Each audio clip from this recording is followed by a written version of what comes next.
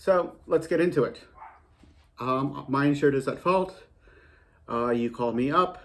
You say, hey, I'm injured. I want to make a bodily injury claim. I go, okay. And I get the information I need from you to report to Medicare and Medicaid. Open one up.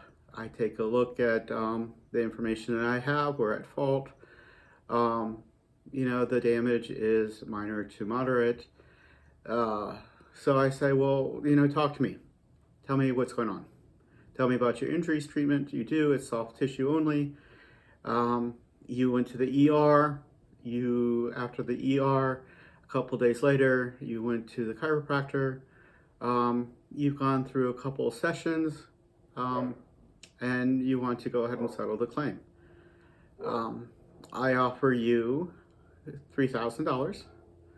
That covers the bills. You went to a very reasonable ER, a couple chiros, so it's looking good.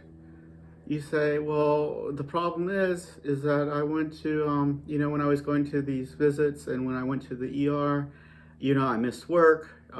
If I don't work a full shift, I can't work a partial shift. I was injured, I was hurt. I think you owe me for my wages as well. And I say, yes, that is a valid claim. You have incurred that loss. You will need to send me some information. But, as it stands, can you tell me about how much you make? You say, well, I make $10 an hour. And I said, well, how much are you looking for? You say, well, I'm looking for $500 in addition to the settlement offer you just made. And that's reasonable. My job is to close claims. My job is to review information. I reviewed your claim, we're at fault. The amount you asked for is reasonable. I can go ahead and close the claim. I have that authority. I send you out the bodily injury release and it's done. I don't need any documentation for your wage loss. I just can make it happen. So the next scenario is that we talk and you say, well, I'm self-employed. I don't have any HR department to go to. I'm just in business for myself. And I say, yeah, okay, that's valid. How much are you looking for your wage loss? I'm looking for $10,000 in wage loss because I make $1,000 a day. I was horribly injured and I'm in pain. So in addition to the settlement offer you made me for pain and suffering and for the medical bills, I want, an additional $10,000. I say, well, okay.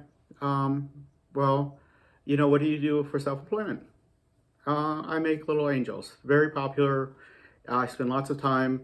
I make lots of money. Okay. Well, whenever you make income, regardless of where it comes from, you need to report that to the IRS.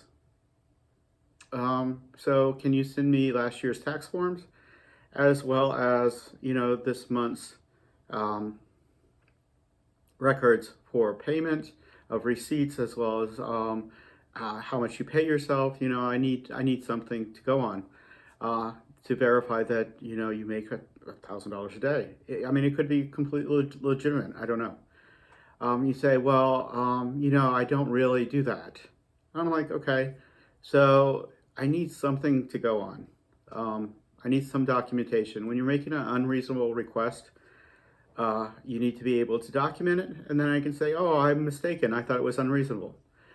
So you say, I don't want to talk to you anymore. I'm like, okay, that's okay. I'm going to get an attorney. Well, that's fine. That's your choice. Have them send me a letter of representation and I'll respond appropriately. They send me a letter of representation. They send me the demand. You've treated, you're finished treating, you're ready to get paid. I'm taking a look at the demand. It has $10,000 for wage loss with no documentation. So once people get attorneys, that means that I am going to do things by the book. You need to provide me documentation. Once I receive that documentation, I will take a look at the medical records and I will match everything up. I will take a look at the SOAP notes, see how long they think you might be out from work, if they gave you a doctor's note or what's going on.